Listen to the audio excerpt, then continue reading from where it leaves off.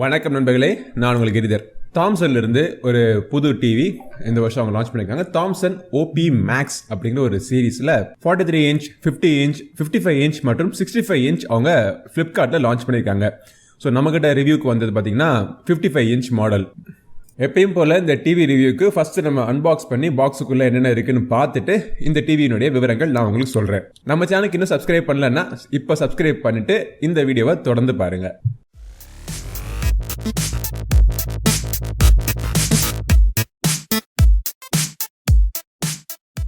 Alright, so இதான் Thomson OP Max 55 inch 4K Ultra HD TV னுடைய box packaging. இந்த TV பாத்தீங்க அப்படின்னா ஒரு லைசென்ஸ்ட் கூகுள் டிவி. இதுல டால்பி விஷன், டால்பி அட்மாஸ்க்கான சப்போர்ட் எல்லாமே இருக்கு. டிவியினுடைய பாக்ஸ் பேக்கேஜிங்க்கு வெளியில தாம்சன் அப்படிங்கிற பிராண்டிங் இருக்கு. ஸோ உங்களுக்கு எல்லாருக்குமே தெரியும், SPPL அப்படின்னு சொல்லக்கூடிய ஒரு இந்திய நிறுவனம் தாம்சனுடைய பிராண்ட் லைசன்ஸை வாங்கிட்டு தாம்சன், கோடாக், பிளாக்பாயிண்ட் இந்த மாதிரி நிறைய பிராண்ட்ல அவங்க டிவி தயாரிச்சு வித்துட்டு இருக்காங்க.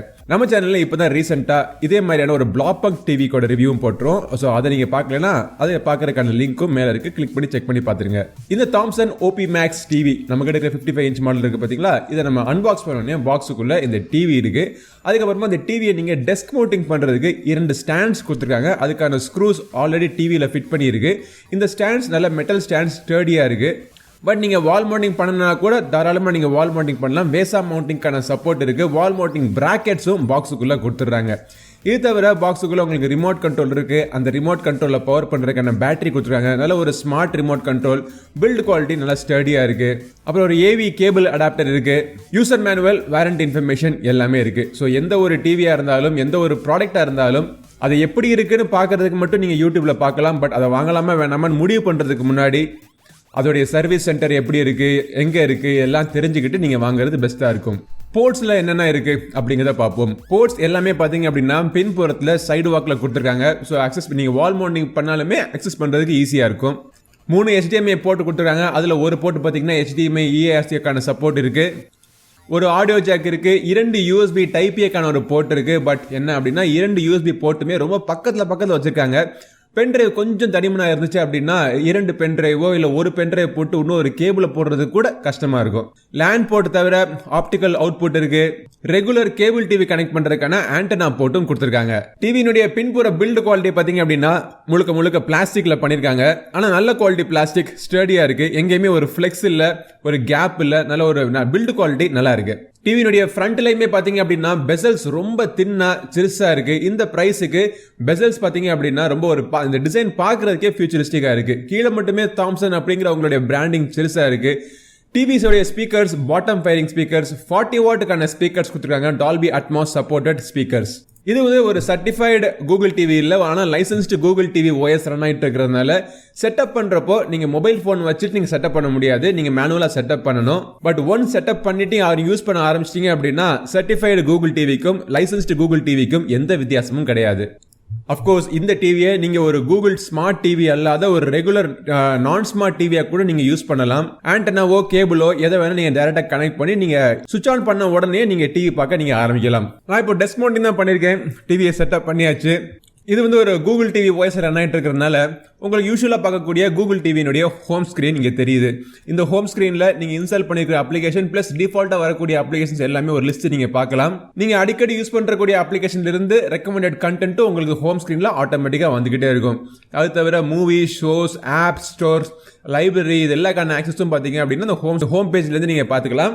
அபிஷியல் கூகுள் டிவி அப்படிங்கறதுனால உங்க கூகுள் ஆப் ஸ்டோர்ல இருந்து உங்களுக்கு என்னென்ன அப்ளிகேஷன் வேணுமோ நீங்க தாராளமா நீங்க டவுன்லோட் பண்ணி நீங்க இன்ஸ்டால் பண்ணிக்கலாம். இதுல கூகுள் குரோம் காஸ்டுக்கான சப்போர்ட்டும் இருக்கு, கூகுள் அசிஸ்டன்ட்கான சப்போர்ட்டும் இருக்கு, voice assistant remote control. So remote கண்ட்ரோல்ல இருந்து நீங்க பட்டனை பிரஸ் பண்ணிட்டு நீங்க பேசுனீங்க அப்படின்னா உங்களுடைய கமாண்டை கேட்டு அதுக்கேற்றாப்புல ரெஸ்பாண்ட் பண்ண ஆரம்பிச்சிடும். செட்டிங்ஸ் சேஞ்ச் பண்றதுக்கு எல்லாமே அந்த ஹோம் ஸ்கிரீன்ல டாப்ல வந்து உங்களுக்கு செட்டிங்ஸ் பட்டன் இருக்கு. அதுல போய் நீங்க பிக்சர், சவுண்ட் எல்லா செட்டிங்ஸும் நீங்க சேஞ்ச் பண்ணிக்கணும். கூகுள் டிவி OS ரன் ஆயிட்டு இருக்கிற வெர்ஷன் பாத்தீங்கன்னா Android 11 quad core Cortex A53 ப்ராசஸர்ல ரன் ஆயிட்டு இருக்கு. ஆனா 2GB RAM கொடுத்திருக்காங்க, 16GB இன்டர்னல் ஸ்டோரேஜ் இருக்கு. இந்த OS யூஸ் பண்றதுக்கு நல்லா ஃபாஸ்டா இருக்கு. நீங்க ஒரு 4 அப்ளிகேஷனை போட்டு இன்ஸ்டால் பண்ணி டெஸ்ட் பண்ணி பார்த்தேன். அப்ளிகேஷன் ஓபன் ஆறது, க்ளோஸ் ஆறது எல்லாமே ஃபாஸ்டா இருக்கு. ஆனா ஒரு ரெகுலர் ஆண்ட்ராய்ட் டிவில ஒரு பிரச்சனை என்ன இருக்கும் அப்படின்னா நீங்க ஸ்டார்ட் அப் பண்ற டைம் பாத்தீங்கன்னா கொஞ்சம் டைம் எடுக்கும். இதுல நான் டெஸ்ட் பண்ணி பார்த்ததுல கிட்டத்தட்ட ஒரு 1 minute 4 seconds 1 minute 10 seconds கிட்ட வந்துச்சு. இப்போ இந்த டிவியினுடைய டிஸ்பிளே எப்படி இருக்கு அப்படிங்கிறத பார்ப்போம். நம்ம சமீபத்தில் பார்த்த இந்த பிளாக் பங்க் டிவி பார்த்தீங்கன்னா சைபர் சவுண்ட் ஜென்ரேஷன் 2 டிவியுடைய டிஸ்பிளேக்கும் இதுக்கும் ஒரு சின்ன வித்தியாசம் இருக்கு. அந்த டிஸ்பிளேனுடைய பீக் பிரைட்னஸ் 500 nits, ஆனால் இந்த தாம்சன் ஓபி மேக்ஸ் டிவியினுடைய பீக் பிரைட்னஸ் 550 nits. இது தவிர எல்லாமே சேம் தான். இதுலேயே உங்களுக்கு டால்பி விஷனுக்கான சப்போர்ட் இருக்கு. IPS panel LED technology use பண்ணியிருக்காங்க. 60 Hz அபர்ச்சர் கொண்ட ஒரு டிஸ்பிளே. இது வந்து ஒரு 4K ரெசல்யூஷன் சப்போர்ட் பண்ணக்கூடிய HDR10 சப்போர்ட் பண்ணக்கூடிய டிஸ்பிளே. MEMC-கான சப்போர்ட்டும் கொடுத்திருக்காங்க. 10-bit பேனல் அப்படிங்கறதுனால HLG-கான சப்போர்ட்டும் இதுல இருக்கு. டிஸ்பிளேனுடைய வியூயிங் ஆங்கிள்ஸ் எனக்கு ரொம்ப பிடிச்சிருக்கு. இது வந்து LED LCD பேனல் அப்படிங்கறதுனால யூசுவலா இந்த டெக்னாலஜில உங்களுக்கு வியூயிங் ஆங்கிள்ஸ் நல்லா இருக்கும். ஆனா இந்த டிவில பாத்தீங்க அப்படின்னா வியூயிங் ஆங்கிள்ஸ்ல நீங்க சைடுல இருந்து பார்த்தா கூட பிரைட்னஸ் குறையாம இருக்கு. கலர் ரீப்ரொடக்ஷன் அகைன் இந்த பிரைஸுக்கு நல்லா பண்ணிருக்காங்க. ரெட்ஸ் மட்டும் கொஞ்சம் சில இடங்கள்ல லைட்டா கொஞ்சம் பிங்கா தெரியுது. பட் மற்ற இடங்கள்ல இந்த எல்லோ, கிரீன், ப்ளூ இதெல்லாம் பாத்தீங்க அப்படின்னா பெர்ஃபெக்ட்டா இருக்கு. கண்ணுக்கு வெறிக்காம இருக்கு.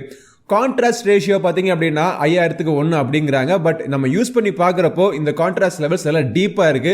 கலர்ஸ் நல்லா பாப்அப் ஆகி உங்களுக்கு வியூயிங் எக்ஸ்பீரியன்ஸ் நல்லா இருக்கு. எல்லா விதமான கண்டென்ட்டும் நீங்கள் தாராளமாக நீங்கள் பார்க்கலாம். உங்களுடைய பிளே ஸ்டேஷன் கேமிங்ல இருந்து நீங்கள் ரெகுலராக பார்க்கக்கூடிய கேபிள் டிவி கண்டென்ட்ல இருந்து எல்லாமே நீங்கள் தாராளமாக நீங்கள் பார்க்கலாம். 4K அப்ஸ்கேலிங் இருக்கான்னு கேட்டிங்க அப்படின்னா இந்த ப்ரைஸில் இந்த டிவியில் அது கிடையாது.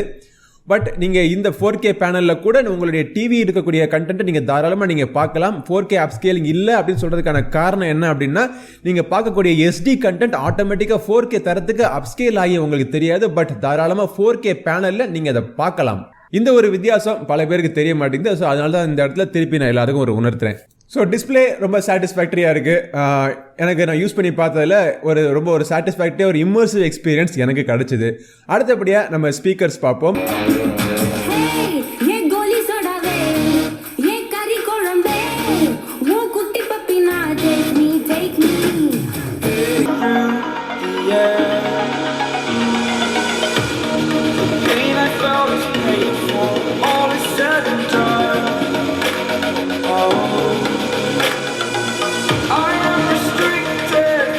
எப்படி புரிஞ்சுக்கிறது அப்படிங்கிற ஒரு கேள்வி இங்கே முக்கியமானது.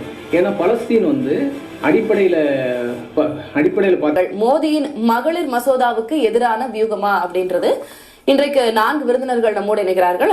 ஆடியோ குவாலிட்டி பாத்தீங்க அப்படின்னா அகைன் இந்த பிளாக் பங்க் சைபர் சவுண்ட் ஜெனரேஷன் 2 டிவிக்கும் இருக்கும் வித்தியாசம் என்னன்னா அதுல 60 வாட்டுக்கான ஸ்பீக்கர் கொடுத்திருக்காங்க. இதுல பாத்தீங்க அப்படின்னா 40 வாட்டுக்கான ஸ்பீக்கர்ஸ் கொடுத்திருக்காங்க. 2 ஸ்பீக்கர்ஸ் இருக்கு. இந்த ஸ்பீக்கர்ஸ் டால்பி அட்மாஸ் மற்றும் DTS சரவுண்ட் சவுண்ட்கான சப்போர்ட் இதுல இருக்கு. சவுண்ட் மோட்ஸ் பாத்தீங்க அப்படின்னா ஸ்டாண்டர்ட், மியூசிக், மூவி, ஸ்போர்ட்ஸ் இது மாதிரி எல்லா விதமான சவுண்ட் மோட்ஸும் நீங்க இருக்கு. கஸ்டம் மோட்ஸ் கூட நீங்க செட் பண்ணி நீங்க வச்சுக்கலாம். பட் 60 வாட் பெட்டரா இருக்கா 40 வாட் பெட்டரா இருக்கா அப்படின்னு கேட்டீங்க அப்படின்னா இது ஒவ்வொருத்தருடைய பர்சனல் ப்ரிஃபரன்ஸ். நான் யூஸ் பண்ணி பார்த்ததில்ல. எனக்கு பெருசா ஒன்றும் டிராஸ்டிக்கான வித்தியாசங்கள் தெரியல.